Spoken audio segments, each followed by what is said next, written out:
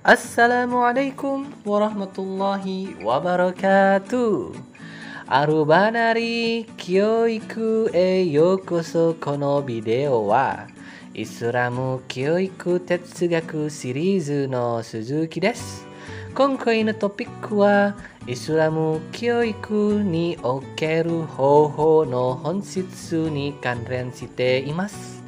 さて、事件の無駄にすることなく、私たちはただ議論に直行します。Dahulu mungkin kita dipusingkan dengan istilah pendekatan, metode, strategi, ataupun teknik. Pendekatan ialah nilai-nilai filosofis yang dipakai dalam pembelajaran. Metode adalah gambaran umum bagaimana cara mengajar. Sedang strategi adalah bentuk langkah-langkah detail terkait apa yang dilakukan dalam mengajar. Begitupun juga dengan teknik adalah bentuk-bentuk khusus spesial yang digunakan untuk mencapai daripada tujuan. Tapi pada penerapannya seringkali kita kebingungan atau tertukar dalam pemanfaatan setiap istilah-istilah ini tadi. Ya, intinya cukup membingungkan para pembelajar, para guru, para ahli, sehingga mereka sepakat untuk melebur definisi pendekatan, metode, strategi, dan teknik ini menjadi satu makna, yakni sebuah cara dalam mengajar. Saat ini bila kita berbicara tentang pendekatan, maka kita juga sedang berbicara tentang metode dan strategi dan juga tekniknya. Begitu juga dengan yang lainnya. Jadi tidak masalah lagi istilah mana yang dipakai, maknanya adalah sama atau satu. Baik, mungkin sampai di sini kita sudah mendapatkan sebuah gambaran besar tentang apa itu metode. Tetapi apa sih sebenarnya hakikat daripada metode itu? Metode pada hakikatnya adalah cara yang kita pakai dalam mencapai sesuatu. Perumpamaannya adalah ketika kita mulai Banjarmasin, ingin pergi ke Jakarta, maka ada berbagai macam pendekatan, berbagai macam metode atau strategi ataupun teknik yang dapat kita lakukan. Misalnya mulai dari jalur darat, jalur laut, maupun jalur udara. Semua memiliki kelebihan dan kekurangan masing-masing. Misalnya kita melalui jalur udara, waktu lebih cepat namun biaya yang lebih mahal. Lalu kalau kita memilih alternatif melalui jalur darat dan lautan, waktunya relatif lebih lama, tetapi bisa menghemat sekian rupiah. Begitu juga dalam dunia pendidikan, metode mengajar itu banyak sekali. Metode-metode yang biasa digunakan dari abad 18 hingga sekarang misalnya seperti metode ceramah, ada metode hafalan, ada belajar dengan membaca buku, baca kitab dengan diberikan pemahaman, ada dengan metode tanya jawab, metode cerita, ada juga metode menulis, lanjut lagi metode sintesis, diskusi, deduktif, induktif, komprehensif, sampai metode demonstrasi, dan masih banyak lagi metode yang ada di dunia ini dan akan terus bertambah dan berkembang seiring berjalannya waktu.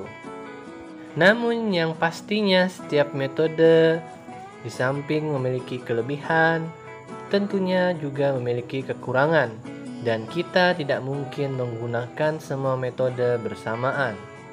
Oleh karena itu, di dalam pendidikan, seorang guru harus mampu memilih dan memilah metode-metode apa yang tepat agar dia bisa gunakan untuk membantu siswanya belajar dengan efektif dan efisien. Misalnya pembelajaran mata kuliah filsafat pendidikan Islam dengan media video di YouTube, kita belajar materi yang begitu rumit namun mampu disederhanakan dalam tampilan video sehingga tidak sampai setengah jam kalian mendapat intisari dari pengetahuan yang harusnya dipelajari selama berminggu-minggu. Misalnya lagi, metode mengajar dengan cerita atau kisah. Kisah selalu memikat karena mengundang pembaca atau pendengar untuk mengerti peristiwanya, merenungkan maknanya. Selanjutnya, makna-makna itu akan menimbulkan kesan dalam hati pembaca atau pendengarnya. Kisah Qur'ani dan Nabawi dapat menyentuh hati manusia karena kisah itu menampilkan tokoh dan konteksnya yang menyeluruh. Karena tokoh cerita ditampilkan dalam konteks yang menyeluruh, pembaca atau pendengar dapat ikut menghayati atau merasakan isi kisah itu, seolah ia sendiri yang menjadi tokohnya. Kisah Qur'ani mendidik perasaan keimanan dengan cara yang pertama, membangkitkan berbagai perasaan seperti khauf, ridho, dan cinta. Mengarahkan seluruh perasaan sehingga bertumpuk pada suatu puncak, yaitu kesimpulan kisah. Dan terakhir, melibatkan pembaca atau pendengar ke dalam kisah itu sendiri sehingga terlibat secara emosional. Ada juga metode mengajar sambil berdialog, yakni metode hiwar, di mana guru mengajukan pertanyaan, lalu murid menjawab pertanyaan. Begitu seterusnya hingga ditemukan kesimpulan atau inti daripada pertanyaan-pertanyaan tadi. Dalam penerapannya, murid akan merasa dilibatkan langsung dalam kegiatan pembelajaran karena dia harus mengeluarkan isi pemikirannya. Dan guru mampu untuk mengarahkan murid untuk mencapai pengetahuan yang dia dapatkan dengan cara proses berpikir, tidak hanya langsung diberitahu begitu saja seperti metode ceramah. Jadi metode ini efektif apabila diajarkan untuk mata pelajaran yang memerlukan critical thinking. Ada juga metode keteladanan di mana guru menjadi contoh untuk siswa. Keteladanan dalam pendidikan merupakan metode yang berpengaruh dan terbukti berhasil dalam mempersiapkan dan membentuk aspek moral, spiritual, dan etos sosial. Allah Subhanahu wa Ta'ala juga telah mengajarkan bahwa Rasul yang diutus untuk menyampaikan risalah samawi kepada umat manusia adalah seorang yang memiliki sifat-sifat luhur, baik spiritual atau intelektual. Metode ini biasanya diterapkan di pesantren, di mana ada sosok kiai yang karismatik yang betul-betul membuat santri mengidolakan beliau, dan para santri pun berusaha untuk meniru sang kiai. Nah, itu tadi beberapa metode-metode pengajaran. Untuk metode yang lain, tinggal kalian pelajari dengan klik Google dan sering baca buku pendidikan.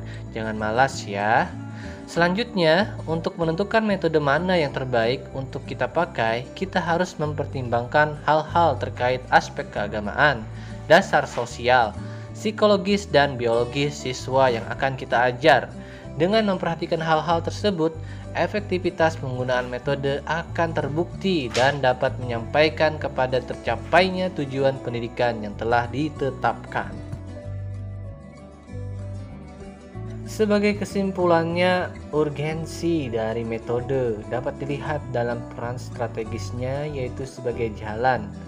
Metode penting karena kenyataannya materi pendidikan tidak mungkin dipelajari secara efisien kecuali disampaikan dengan cara tertentu yang tepat. Ketiadaan metode yang efektif dapat membuang sia-sia waktu dan upaya pendidikan. So, bila kalian akan menjadi guru, luangkanlah waktu kalian sejenak untuk selalu mengeksplorasi metode-metode dalam mengajar. Tidak lupa selipkan inovasi dan humor agar siswa selalu merasa nyaman dan ikhlas dalam menerima ilmu. このビデオを見ていただきありがとうございます。じゃあまたね。Wassalamualaikum warahmatullahi wabarakatuh.